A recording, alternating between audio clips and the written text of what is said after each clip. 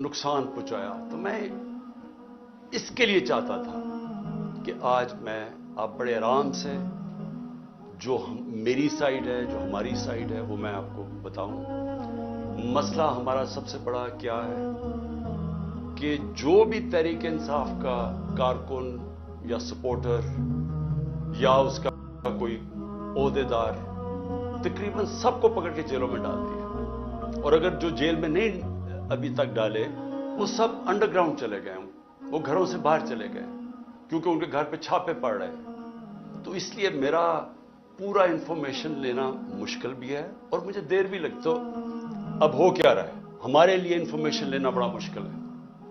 ہمیں اتنا پتا ہے کہ 25 ہمارے لوگوں کو شہید کیا گیا گولیاں مار کے، کتنے 100 لوگوں کو، اب تک کوئی فگر ہے 700 لوگ، جس میں سے کئیوں کو گولیاں لگی ہوئی ہیں۔ مسئلہ ہمارا یہ ہے کہ ہمیں انفارمیشن آ نہیں رہی، گورنمنٹ دے نہیں رہی انفارمیشن، ہمارے لوگ انڈر گراؤنڈ گئے ہوئے ہیں، ہمیں ان سے پوری انفارمیشن نہیں مل رہی، کیونکہ اس کے اوپر کوئی بات ہی نہیں کر رہا، حکومت کی طرف سے کوئی بات ہی نہیں کر رہا کہ 25 لوگوں کو شہید کیا گیا ہے اور وہ سارے کسی کے ہاتھ میں ہتھیار نہیں تھا، تو گولیاں ماری گئی ہیں۔ کیا اس ملک میں کوئی جان کی اہمیت نہیں ہے؟ میں بار بار بتاتا ہوں کہ فرانس کے اندر وہ سیدھے سیدھے پولیس کے اوپر پیٹرول بم پھینکتے ہیں۔ ایک آدمی کو گولی ماری ہے کسی نے، کیونکہ اپنے شہریوں کو گولی مارنے کی اجازت نہیں جب وہ احتجاج کر رہے ہوں۔ یہ ایک جمہوریت کے اندر حق ہوتا ہے۔ ہمارے لوگوں کو انہوں نے پکڑا، جی جیو فینسنگ کر کے ہم نے پکڑ لیا، تحریک انصاف کے کارکن فلان جگہ پہ تھے۔ بھئی جیو فینسنگ تو یہ بتا رہی ہے کہ وہ ایک جگہ کے اوپر تھے، یعنی اگر آپ نے چلے کور کمانڈر کے گھر کے سامنے تو وہ جیو فینسنگ میں آ جائے گا۔ کیا وہ یہ جو توڑ پھوڑ تھی اس میں شامل تھے؟ کیا وہ آگ لگانے میں شامل تھے؟ اگر تھے تو ہم سب سے زیادہ مذمت ہم کرتے ہیں۔ یہ بھی ایک پروپیگنڈا کہ عمران خان نے مذمت نہیں کی۔ اتنا بڑا جھوٹ۔ 4 دن میں بند تھا، 4 دن مجھے جیل میں، مجھے کوئی پتہ ہی نہیں تھا، نظر بند تھا۔ جب میں جیل سے نکلا اور سپریم کورٹ پہنچا تو چیف جسٹس کے سامنے میں نے کہا کہ میں ہر قسم کی وائلنس کے خلاف ہوں، میں اس کی مذمت کرتا ہوں۔ میں نے ان کو بتایا کہ 27 سال میری پالیٹکس ہے، مجھے گولیاں لگی، کبھی ہوا کہ میں نے اپنے لوگوں کا توڑ پھوڑ کرو، کہ جا کے کسی کو میں نے نام لیا اس آفیسر کا، انٹیلیجنس آفیسر کا، جو 3 میں سے ایک سسپیکٹ تھا جب مجھے گولیاں لگی، کسی نے کچھ کیا؟ کوئی سرکاری بلڈنگ جلائیں، کچھ کیا؟ تو میں 4 دن بند ہوں، باہر نکلتا ہوں تو مجھے پتا چلتا ہے جی یہ ہو گیا۔ تو میرے سے جب چیف جسٹس صاحب نے پوچھا، میں نے واضح طور پہ کہا کہ میں اس کی سخت مذمت بھی کرتا ہوں، اور میں کبھی اپنے لوگوں کو اجازت نہیں دی آج تک کہ پرامن احتجاج کے علاوہ کچھ کریں۔ اب میں یہ چاہتا ہوں، یہ تھوڑی سی 5 منٹ آپ کو دیکھنا پڑے گا کہ یہ جو ہم نے چیزیں جمع کی ہیں، یہ ذرا آپ دیکھیں کہ یہ نہیں کہ اس وقت ایک منظم پروپیگنڈا چل رہا ہے، یہ ایک منظم سازش تھی، اور یہ سازش پلان کر کے تحریک انصاف کو ختم کرنے کی سازش تھی۔ سب کو ڈر لگ گیا تھا، پی ڈی ایم کی ساری پارٹیز کو پتا تھا کہ یہ جو بھی ہو جائے یہ اب تحریک انصاف کو الیکشن میں نہیں ہرا سکتے، اور پھر یہ پلان بنا، پوری سازش بنی کہ کسی طرح ان کو قلعدم کیا جائے، ان کے اوپر سارا یہ جو ہوا ہے پورا پروپیگنڈا کر کے ان کے اوپر ڈالا جائے۔ جس پارٹی نے 27 سال سے کبھی کوئی آئین اور قانون کے بیچ پہ رہ کے کھیلا، اس کو ایک دم انہوں نے ایسے دکھایا کہ وہ پارٹی کوئی بڑی وائلنٹ پارٹی تھی۔ اور ان کی تقریریں سن لیں، ان کی بات چیت سن لیں کہ لگے گا ایسے کہ اس سے زیادہ کوئی خوفناک جماعت نہیں آئی۔ وہ جماعت جس کے اندر عورتیں اور بچے ہوں، وہ جماعت جس کے جلسوں کے اندر فیملیز آئیں، وہ جماعت جس کی پروٹیسٹ پہ فیملیز آئیں، وہ کبھی انتشار کرے گی؟ کبھی وہ سوچے گی جلانا اور یہ جو وائلنس ہوا ہے وہ کبھی وہ کرے گی ایسے؟ تو میں چاہتا ہوں کہ یہ ایک تھوڑی سی 5 منٹ کی فلم ہے، یہ ضرور دیکھیں کیونکہ ہم نے یہ کمپائل کی ہوئی ہے۔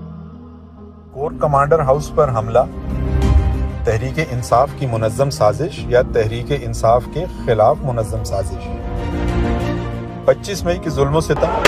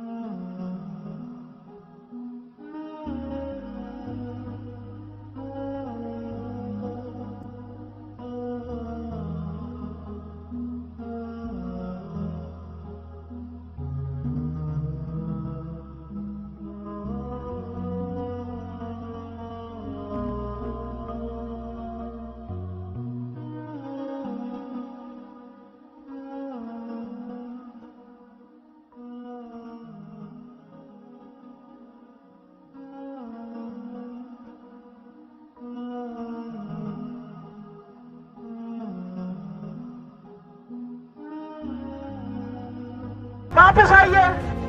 तहरीक इंसाफ के रहनुमा मियां महमूद उर रशीद और सीनियर तज्ज़ियाकार आफ्ताब इकबाल जो इस मौके पर मौजूद थे। प्रोटेस्ट हमने तो पुरअमन प्रोटेस्ट का ऐलान किया था। कुछ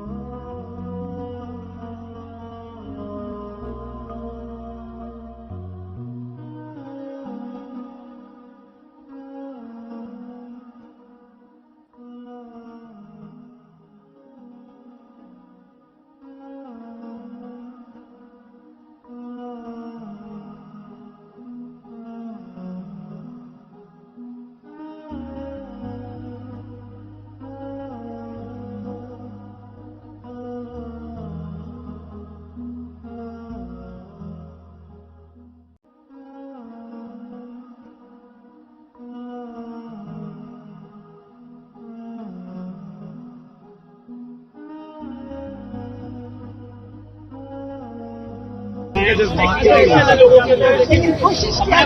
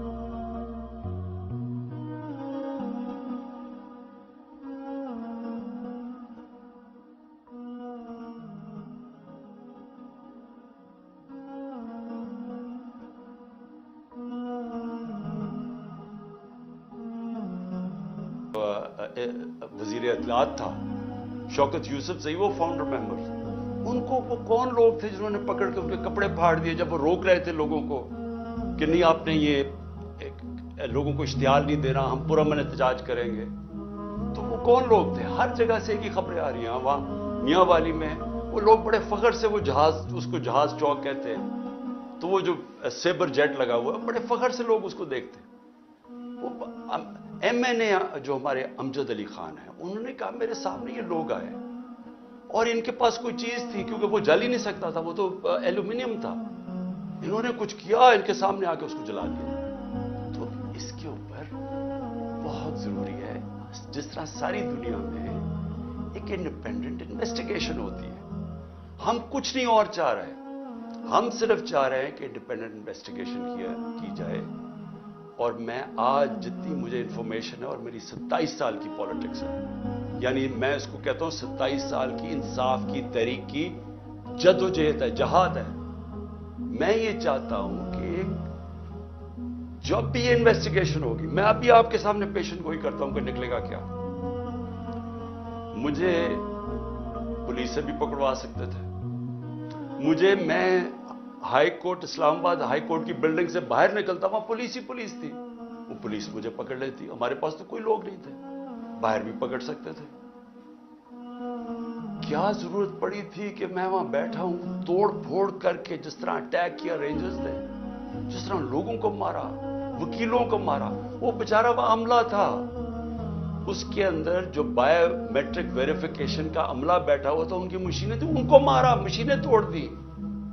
हम कौन थे वहां? खुद दहशतगर्द बैठे हुए थे, मुझे मारा। और फिर जिस तरह पकड़ के लेके गए, सारी दुनिया में जब उसके इमेजेस आने थे तो क्या उसका रिएक्शन नहीं आना था?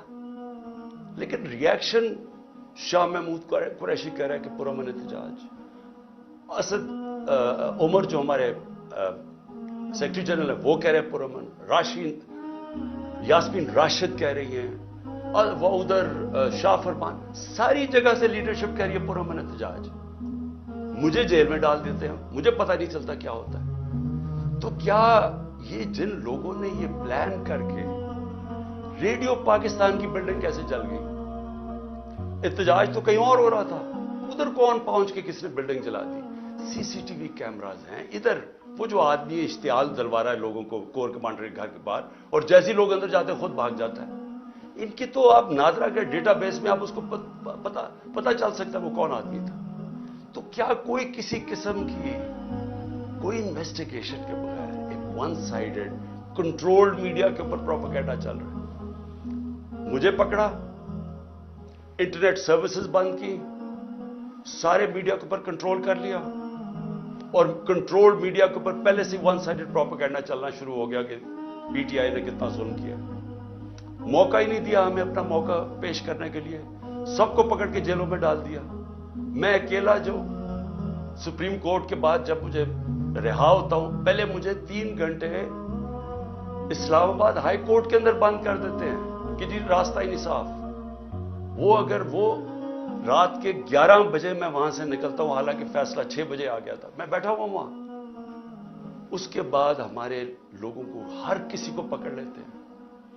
मैं ये सवाल पूछता हूं कि किस दुनिया में ऐसे होता है कि सारी सीनियर लीडरशिप को पकड़ लिया? वो भी जो लोग कह रहे थे कि पुरअमन एहतजाज होना चाहिए, उनको भी पकड़ लिया। वो लोग जिन्होंने हमेशा बात की कि हम पीटीआई आइन और कानून के बीच में रहना चाहते हैं, सारे आज जेल में हैं, सारी सीनियर लीडरशिप जेल में ये छुपी हुई है। और फिर कारकुनों को पकड़ लिया, लेकिन कारकुनों को नहीं सिर्फ पकड़ा, जो भी सपोर्टर्स थे उनको पकड़ लिया। यानी ये इंतहा थी कि पिछली इतवार को हमने तहरीक इंसाफ ने एक कॉल दी कि पाकिस्तान को बचाओ, आइन को बचाओ, पाकिस्तान बचाओ। इसके ऊपर लोग अपने प्लेकार्ड्स पकड़ के आइन बचाओ पाकिस्तान बचाओ खड़े हैं, उनमें से लोगों को पकड़ के ले गए। कभी औरतों से, मैं ये बार बार कहता हूं, कभी औरतों से ये जुल्म नहीं किया जो हमने इस बारी देखा कि किस, यानी प्लान करके औरतों को जलील करना। पुरअमन एहतजाज, आइन हमें हक देता है, हम कहीं भी एहतजाज कर सकते हैं। आइन ने यह नहीं कहा कि आप इधर एहतजाज कर सकते हैं, इधर नहीं कर सकते। कहीं भी पाकिस्तान के अंदर हम एहतजाज कर सकते हैं अगर हम समझें तो कोई नाइंसाफी और जुल्म हो रहा है। ये हमारा हक है, ये आइन हमें हक देता है। ये कह रहे हैं जी कि जो भी पीटीआई का वो आइन बचाओ मुल्क बचाओ पे खड़े हुए हैं, उनको भी पकड़ के जेलों में डाल दिया। वर्कर्स को क्या कह रहे जी, जियो फेंसिंग हमने की, वो लोग वहां खड़े हुए थे। लोग अगर पुरअमन एहतजाज कर रहे हैं तो वो कौन सा कानून तोड़ रहे हैं? उस पर पकड़ के लोगों को अंदर डाल दिया। लोग निकलते हैं, जेल में से निकलते हैं, अदालत जाते हैं, बेल मिलती है, पुलिस खड़ी होती है, फिर जेलों में डाल देती है।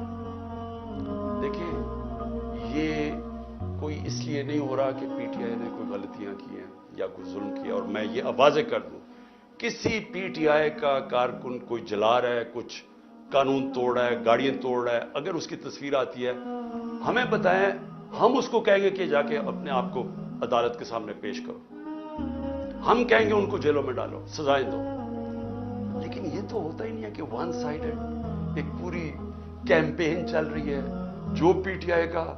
और अच्छा, इसमें क्या उन्होंने गलती की कि आइन बचाओ पाकिस्तान बचाओ? वो खड़े हैं दरवाजों के बाद, वो जो एक लम्स का प्रोफेसर है उसके देखिए हाल, टांग तोड़ दी, बाजू तोड़ दिया, वो ये खड़ा हुआ फैमिली के साथ, आइन बचाओ पाकिस्तान बचाओ। ये कौन सा इसने मुल्क का कानून तोड़ा था?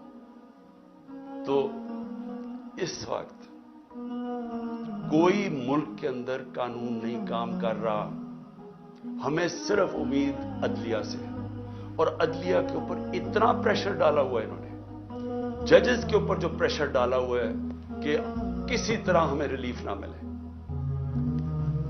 देखिए होगा क्या, जरा आगे का मैं आप सोचता हूं ना, मैं एज ए पाकिस्तानी सोचता हूं। अगर तो मुझे कोई ये बता दे, हमारी ये पीडीएम की सारी जमातें बता दें, हमारी एस्टैब्लिशमेंट बता दें मुझे कि जी हमें ये बताएं कि अगर अब आपने हमारे जो 2 इलेक्शंस जो होने चाहिए थे 14 मई को, एक पंजाब का और उसके बाद पख्तूनख्वा का, पाकिस्तान का आइन तोड़ा गया है, आइन टूट गया पाकिस्तान का, इन्होंने इलेक्शन नहीं करवाया, ये केयरटेकर गवर्नमेंट अब गैर कानूनी बन चुकी हैं, इनके सारे ऑर्डर्स इलीगल हैं। تو غیر آئینی تو ہو گیا کام. نظریہ ضرورت پہ تو چل رہا ہے پاکستان، اب آئین سے تو ہٹ چکا ہے. تو مجھے یہ بتا دیں کہ یہ ہمیں کہہ رہے تھے کہ جسٹس صاحب نے کہا کہ نیگوشیٹ کرو ان سے.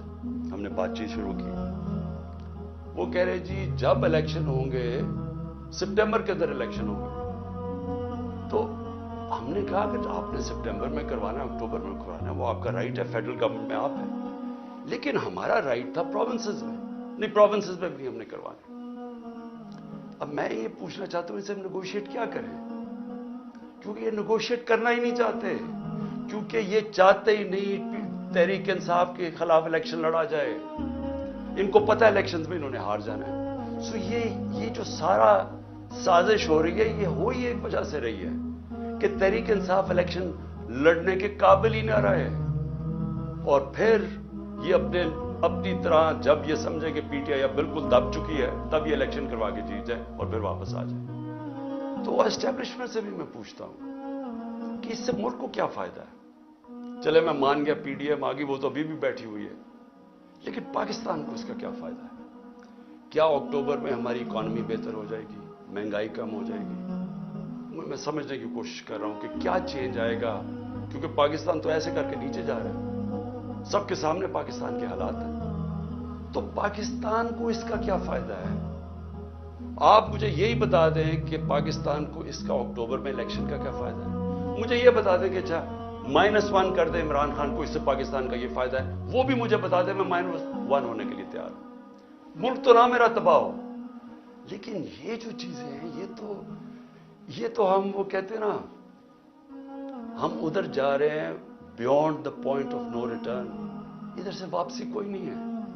جب ایک ملک کا آئین ٹوٹ جاتا ہے، جب ملک کے سپریم کورٹ کے فیصلے نہیں مانے جاتے، جب ہائی کورٹ فیصلہ کرتا ہے کہ جی عمران ریاض کو یا پروڈیوس کرو اور اس کو نہیں دیا جاتا، اس کو سامنے عدالت کے نہیں